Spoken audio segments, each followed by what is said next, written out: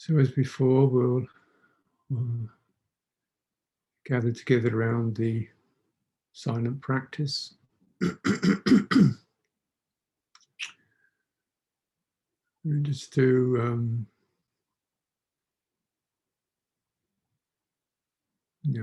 it's again,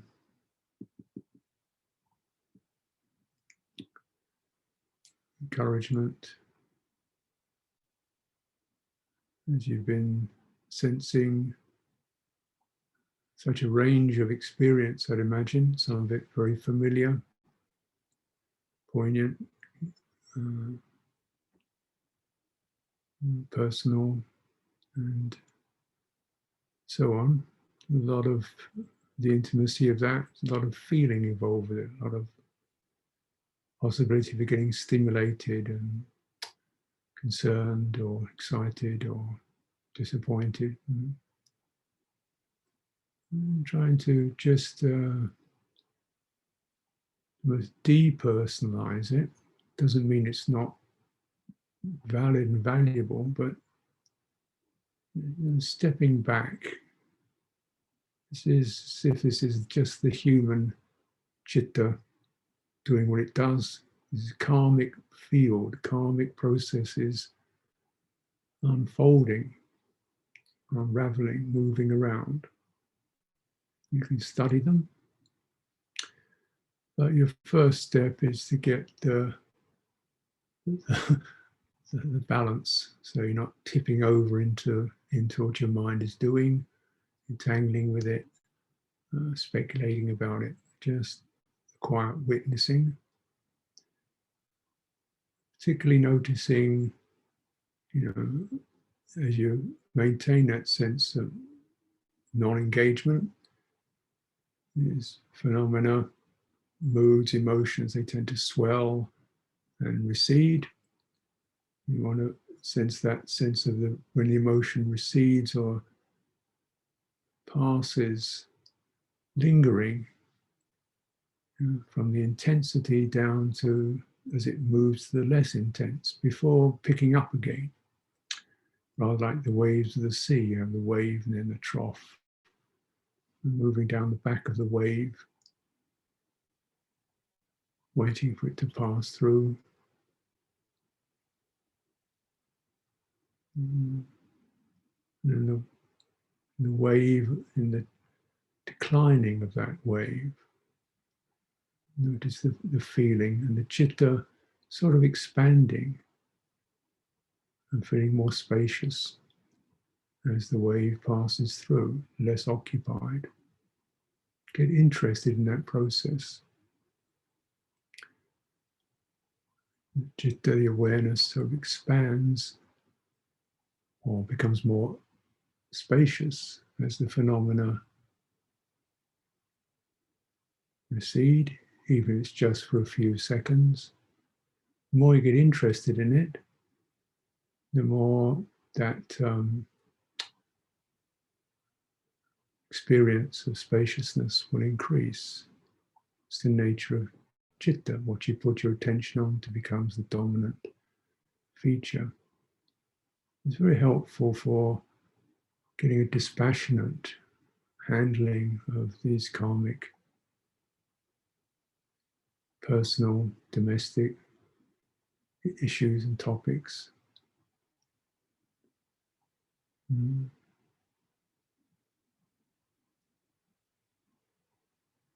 That becomes more available for you. As if you can, what is that quiet openness? Getting interested in that more fully. Notice what's present, what's absent. There's certainly awareness, quite focused, it's not dreamy, it's quite firm.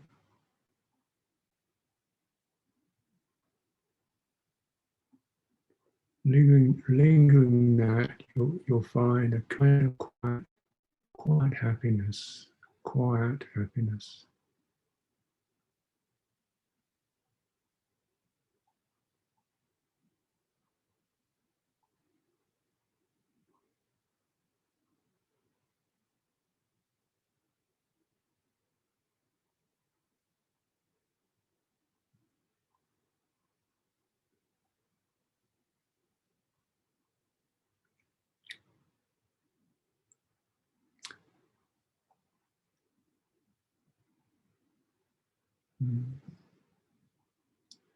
But be more interested in the span, like sense of space, the openness, the firmness.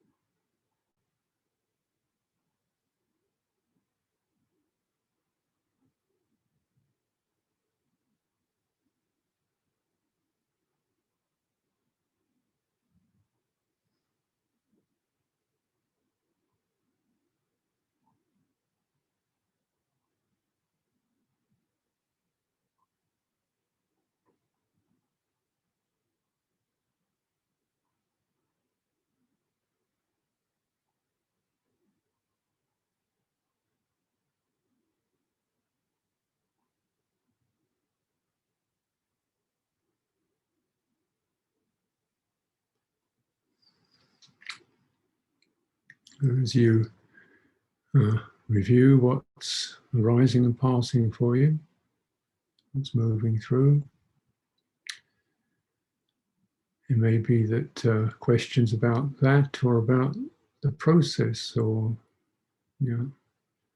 of this way of seeing things arises. And then by all means you can take your time, formulate a few words, put it in the chat box.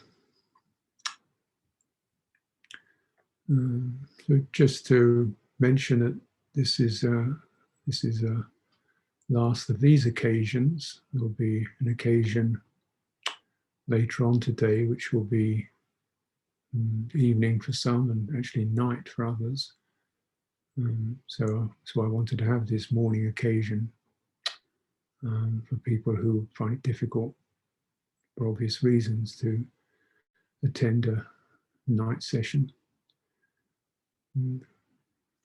So this is particularly, of course, the friends in Far East Asia, Australia. Thank you for making the effort to tune in. There's also some instructions. One of the retreat managers has written out some instructions for the closing period of time.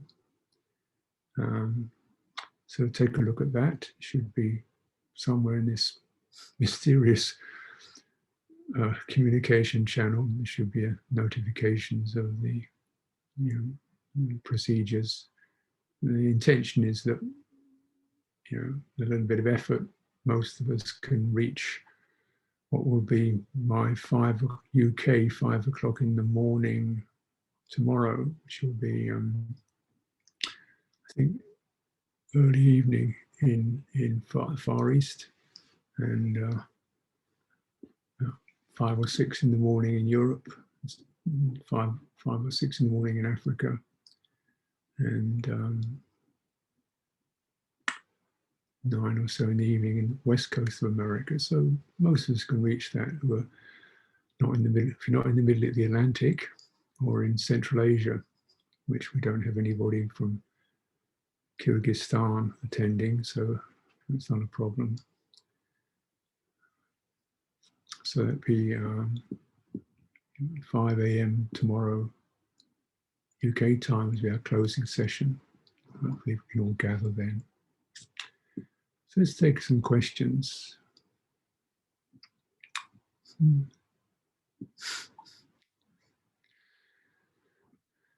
So maybe I'll start from the bottom today. Is Citta able to verbalize or understand words, and what is its role in nightmares? Citta understands meanings rather than words themselves. Words are just either sounds, if you hear them, or little squiggles, if you see them. Citta doesn't really understand that. It does understand the meanings that get evoked through those words and sounds. Evoked is the right term because it's the evocation is often can be quite personal. What when I say the word like rat, what that means to you.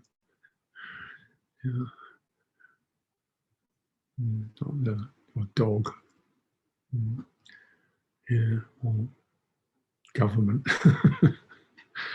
Or various things can be quite evocative.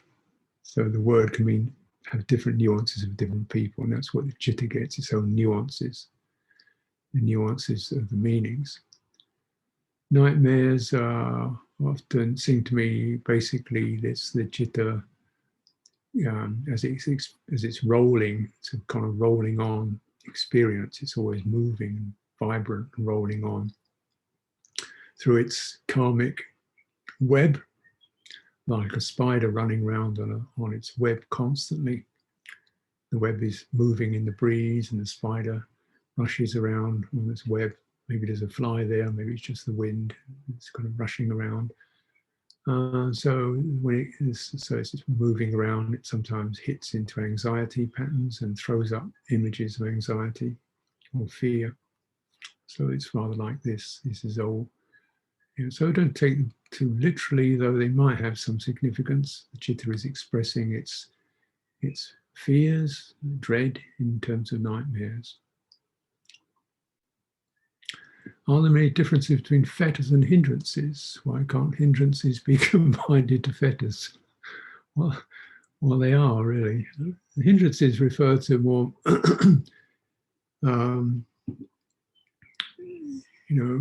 these are things like ill will and vyapada, ill will, and kamaraga, sense desire, dullness, sloth, torpor, means a sluggish, apathetic mind, and restlessness and speculative doubt. And these are kind of hindrances that arise in the mind, blemish it. Fetters are much more to do with more deeply residual locks. So hindrances can arise and pass. You feel, well, it doesn't mean you won't come back again. Yeah. So there's a difference between the hindrance of ill will and the fetter of irritability, patigha. It means right now you're not experiencing any ill will because nobody's bothering you, but you may still have the tendency towards getting irritated. So that's a fetter. So someone who is deeply developed in the path doesn't have the potential to get irritated. Is cultivating bhavana or khanti the best way to burn off our defilements? I found having khanti to those we don't like is very difficult. It is indeed. Well, developing khanti is bhavana. It's a cultivation, important cultivation. And the way to why it burns off your defilements. First of all, it stops you reacting to that sense of irritation. So that means if you keep reacting to it, you'll increase its strength. If you don't react to it, you will decrease its strength. And you'll see how uncomfortable it is to be irritable. So you think, oh, what am I going to do about this? I mean, this person is annoying and stupid and petty and but why do I have to get into this unpleasant state with it? So you focus back on that irritability, and you notice actually it's when I notice particular aspects of this person behavior. Now, if I notice the ears, I don't get irritated. If I think of them going to sleep, I don't feel irritated. If I think of them being sick, I feel rather concerned. If I think of them being in pain, maybe I feel a little bit of compassion. So it's only certain aspects that you're reacting to, not the person, but particular actions, and these actions give rise to perceptions. So the actions, person's actions or behavior. And why? Why does it bother you? If somebody's that way, why does it bother you?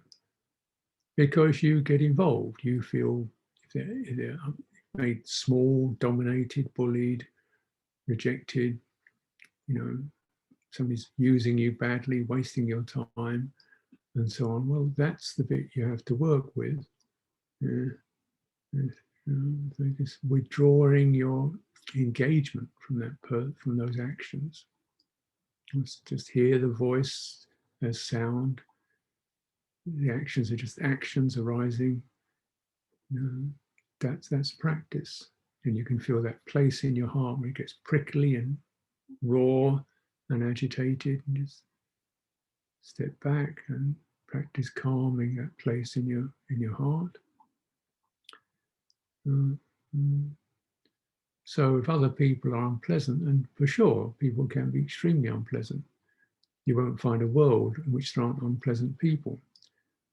But you could find a mind which is not irritated by it. That's practice. Person, a lot of pain in the body, move a lot during sitting, so the energy flow gets disturbed. Well, you could do walking, so that the energy flow is flowing smoothly. That would help.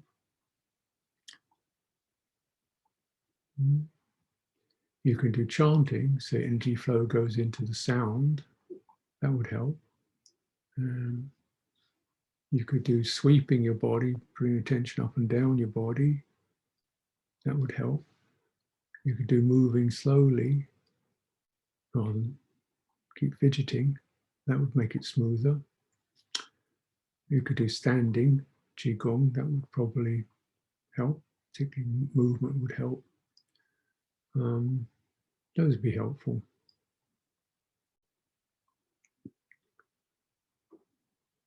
Advice on cultivating mētta, loving kindness. I can bring up kindness to myself when I notice the inner critic. But metta in meditation, I can't seem to make it work. I think that's the problem. I'm making it work. I think you're right there. Yeah, I sympathize with this. It's that trying to do metta rather than just not be averse to what's going on or recognize aversion to what's going on and keep relaxing it. And metta, kindness, is best induced by bringing up an image in your mind, something that you feel and that heart naturally opens towards. So even if it's just dog, friend, so forth. It doesn't have to be fantastic, just a sense of heart opening. And then experience something that wishes to contact that in a warm way. And get a feel for that, what that state of mind is like, and also the space that it opens up. One is less internalized, less self, more mutualized, more, and that feels a more comfortable space to occupy. You see what I mean? It feels like I no longer feel quite so much just closed into me. Metta helps to open that space. I rather like the mind acquires the heart acquires a slightly different shape, you might say. It's wider, broader, and slightly different texture, feeling to it. It's sort of abundant is the word. It means it's certain. It's rather than searching for, trying to pull something in. It's sort of lightly flowing out and that feels better, more useful. And then you notice certain negative tendencies are not occurring. And dwelling in that more often doesn't have to be that fantastic. It isn't even really about helping people. It doesn't mean about doing anything. It's just about feeling a bit wider and more open and more expanded. And as the citta gets to feel that, it's almost, you can almost treat your citta like it's a creature. As it gets to know that space, it doesn't want to go back into its little cramped state. It sort of stays in that wider, more spacious setting. And there's a natural then, when phenomena arise, you get less aversion, less retraction, less agitation, less worry, less fear. So it's a kind of sphere. It's called the sphere of the beautiful. So it may not necessarily be all the time, it's kind of giving out strong inclination. It becomes a spacious, uncontracted state. And so you shouldn't try to pump it out. Just touch the citta with. She didn't have. That was what she did. Was very nice. She didn't have to do that. You know, she didn't have to say that pleasant thing. He didn't have to give me that. They were courteous. They were trying to make things better for me. And people do this a lot. People touch a lot with some gestures of, you know, respect or goodwill. Of course, it's unpleasant stuff too, but people do because they like it. And you just, but do you notice it? Notice it in tiny acts in the day where someone, you know, inclines your way in a positive direction. It's just to, you know, smile at you and say thanks. So that the increased receptivity, and this is the natural domain of the balanced human, is the mētta, goodwill. Without this, there can't be any real communication. So it's not just a special one-off gift for a special person. It's the standard for how you can relate to people. You know, without, basically, it's not so much pumping out good intention, it's just you don't have this sense of flat and negative, you know, well, you know, fearing their hostility. So human contact can be marred by this sense of warding off potential hostility. Or they don't really like me, or if I do this, she's going to give me a hard time.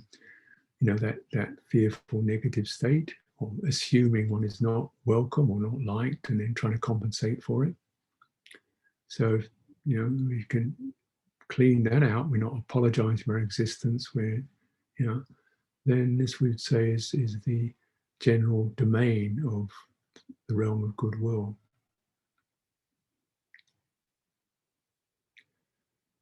Alternate healing methods like bark flower remedies, I don't know actually. Never really investigated it. But yeah. I know that, you know, pharmaceutical industry, one can have some suspicion about medication, but I'm not in a way to comment on that. Startled out of the body when the bell rings, or if they get disturbed. What could be going on? It seems one is sensitive. Citta is sensitive to sense impact. Naturally, when sound like a bell is a very sharp, commanding tone to it, it does penetrate. I tend to use it sparingly. I much prefer using my voice to indicate closing of a session, though it does vary, just because of the sudden sharpness of it. But it,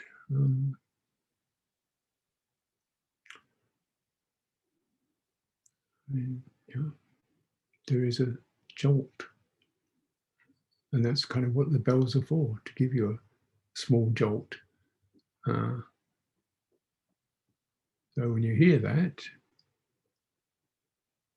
feel the feeling. And first thing is just to acknowledge that and then return to the body, stabilized. In other words, don't feel you've got to jump up and do something.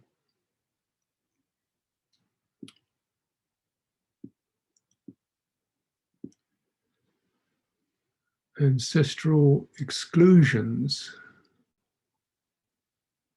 For some, there have been ancestral seclusions for some family members. If I have been one of the excluded family members, should I locate this exclusion in the body and then investigate? Yes, I would recommend that.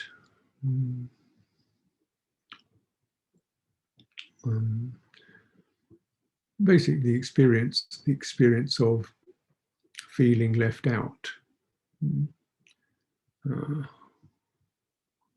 which I imagine everyone has sometime or another. And once you're in a group, then this experience of being excluded from the group, because if you have a group of 10 people, not everybody's on exactly the same page all the time, and 2 or 3 of those might be, and they're bonding well, and other people are kind of okay, and then, so the sense of there being everybody feeling completely included is not usual. It would actually takes quite a lot of work to experience that. I've practiced with that with groups. It's the nature of the mind is shifting. It's like kind of vibrating orbs moving around the karmic spheres, sort of sliding in touch, and sometimes they get in touch and they really bond, and other times they don't. And it may be that one of the let's say illusions, perhaps, but one of the illusions about group is that there is such a thing. It's an expression, but the bonding in that is variable. And I've lived in communities now for 45 years, and my sense is the bonding can be quite strong on occasions, but probably not that strong.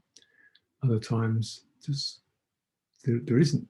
I mean, we're all inhabiting the same area, but there's not a lot of deep bonding going on, even in a monastic community where everyone's seemingly doing the same thing, keeping the same precepts, wearing the same clothes, going the same routines, but actually pretty much, people are off in their own spaces, and sometimes there's festering dissent or indifference, or someone who's just not on the same wavelength.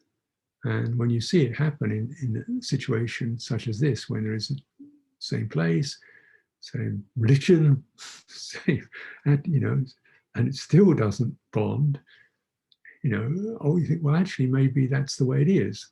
Bonding isn't that full. It doesn't. It's just maybe that's the way it is, and it can occur at times, and it can occur more often with some people. That's great. But one shouldn't see that as the standard. One should feel very pleased if there is that capacity to some degree, or to a great degree with a few people. That's wonderful. Now, family particularly, it's like they're of different ages. They've got different karma.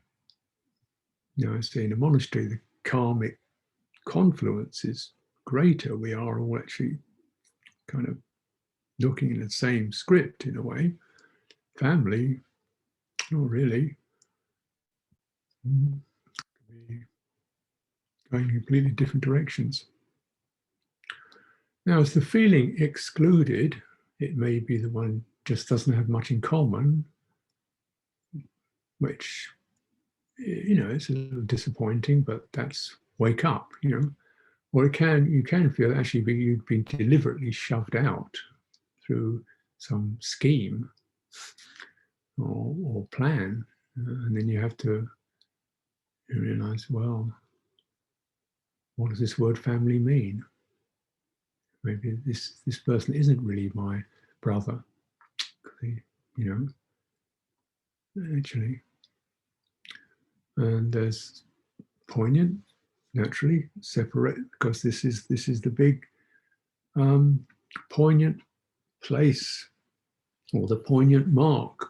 Separation is an exclusion is, in some form or another, the most common form of emotional pain. The first noble truth. But so rather than particularizing it, this is me and that's them, this is common. It's a common feature of personal life. Personal life, common feature of it. And you can't push it together. But you can always be, what you can is sort of embrace the dilemma with a mind of compassion. Just that let's not get upset, angry, worried. It's like this now. And it can be that equanimous realization of limitations of personal life. And family is often about personal life rather than transcendent.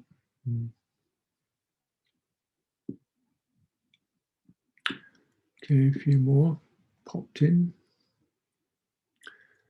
How important is it to understand the workings of the mind from the detailed Abhidhamma perspective versus the contemplation of the four foundations of mindfulness towards realizing non-self? Yeah. Wow. Matter of perspective. I think it depends on what you mean by understand. You can get the idea from Abhidhamma, but you don't get the experience of it. You don't. It's not about direct experience. It's trying to present maps of direct experience, but to really fathom, penetrate the workings of the mind, you have to do meditation. Abhidhamma may help to give you some pointers, but I haven't found it. I haven't used it much myself because I find it's too intricate and too heady for me. The general idea of the mind not being the mental process is not, it's not being a single thing, which is the radical thrust and the meaning of the Abhidhamma. Is there's no such thing as a thing. There's just this constant interweaving of factors, but it's extremely intricate and refined. But we might notice as a meditation practice, when a mind state arises, what accompanies it? Is it accompanied, if a thought arises, is it accompanied by negative mood, positive mood? Is it accompanied by mindfulness? Is it accompanied by delusion? So that maybe gives you a sense of, well, what's keeping things running. But Dhamma Vijaya, if you're cultivating the four establishments of mindfulness, then for awakening, the Bojjhanga, the awakening factors, you have sati and then Dhamma Vijaya, which is investigation. You explore, handle these mental stuff as it arises. Words and theories have their drawbacks. And we can be just thinking things through or trying to see something we aren't seeing just because it says it's that way in the book. And maybe it is, but it's not, you're not experiencing it. And so you're trying to force yourself to experience something that isn't evident for you, then that's unprofitable.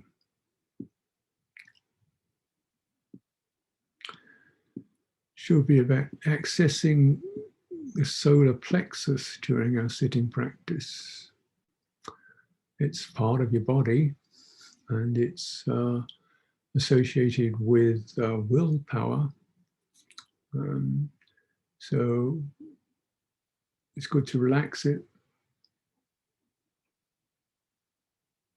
That may be through bringing your attention from that area where we call the solar plexus and sweeping it down the sides towards the back. So you trace along the rim of the diaphragm down into your lumbar spine, smoothing and steadying, smoothing out from the solar plexus. If you focus on it, you'll increase the energy there and it'll probably tighten up.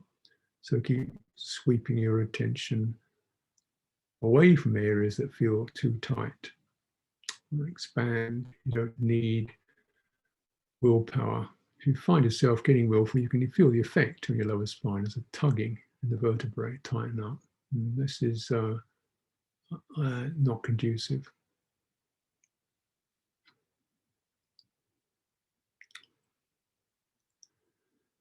In the meditation at the beginning, we were touching into more open spaciousness. You suggested various qualities we might find in that spaciousness, including happiness and firmness. I found it hard to find a sense of firmness in that spaciousness. When I introduced the idea of firmness, citta seemed to collect more within the energy body. The sense of vast openness diminished. Any suggestions?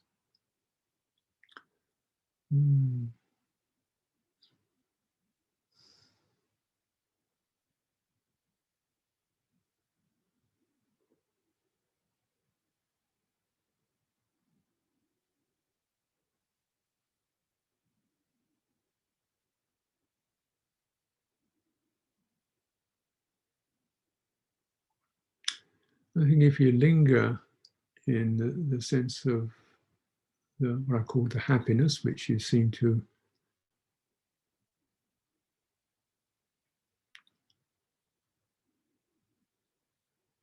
you don't mention, but if you linger in if you do get a sense of it's a subtle ease, you might say, an ease and no pressure. If you linger in that quality of no pressure, it becomes established, and it's more than just an emotional movement. It's a somatic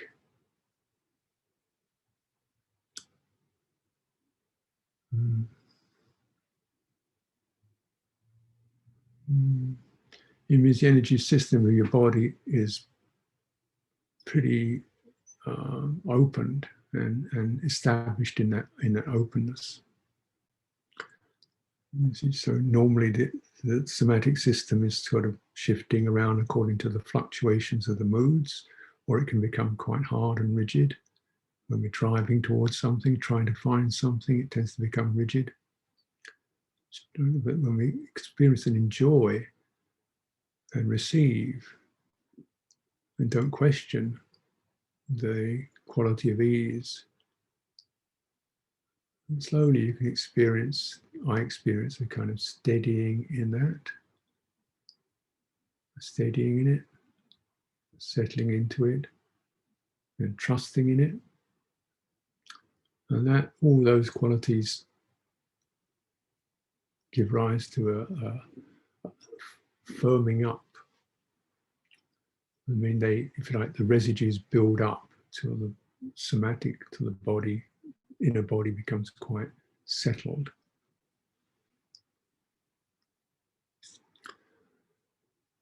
And open at the same time. If you like, the firmness acts as the frame around the openness.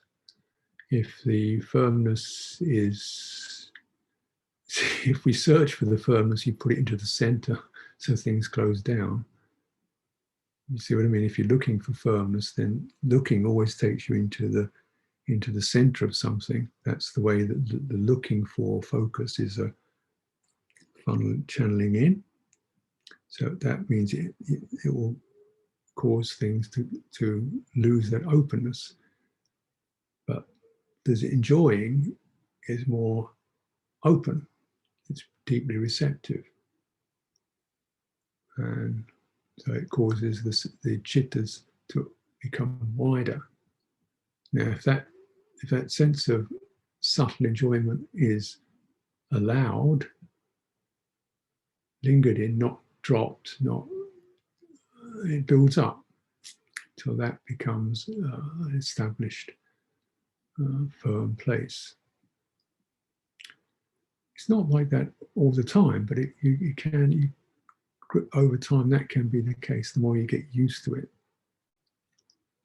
But just notice what finding and searching does.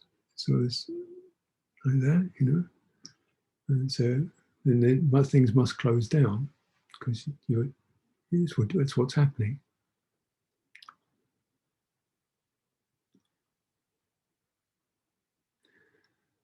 Person is a musician. I find it difficult to give up music. I'm torn between music and meditation. Yeah.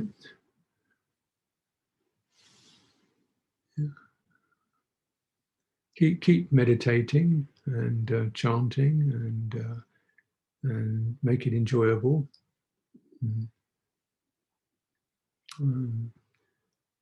I used to have lots of music. We had a big collection of music.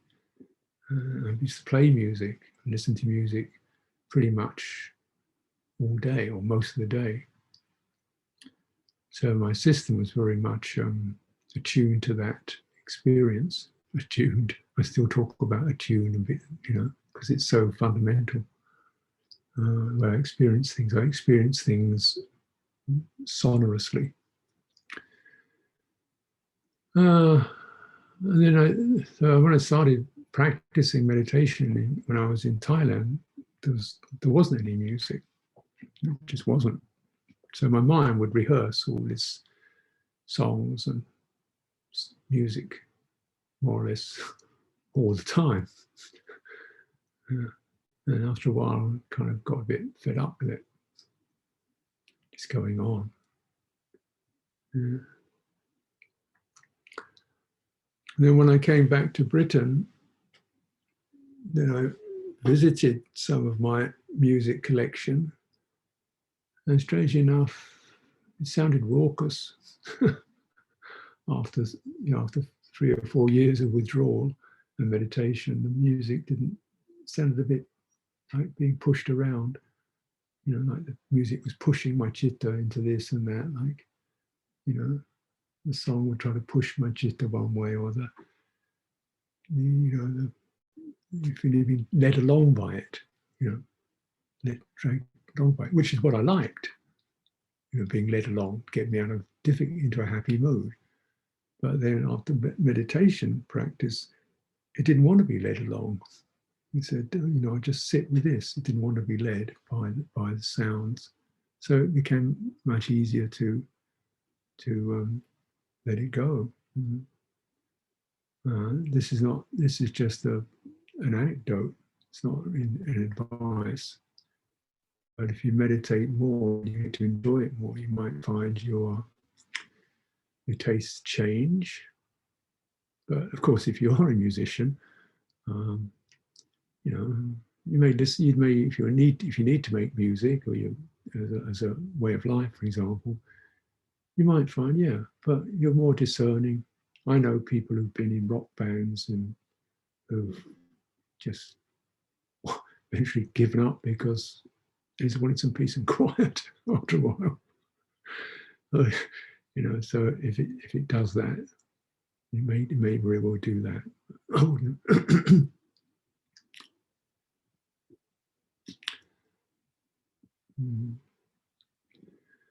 Okay, so thank you. We've come to the end of the questions for today, I believe. Yeah.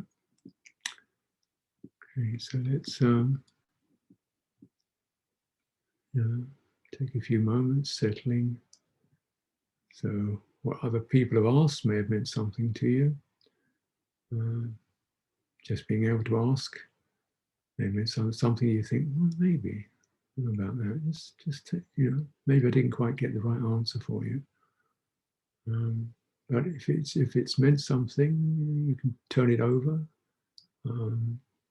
review your question yourself. It may not be I've answered it, but I've responded, and that may help you to answer it. Right?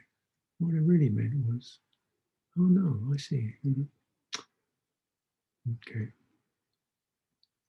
So let's take a few moments in silence just to let things settle and absorb what this session has brought up.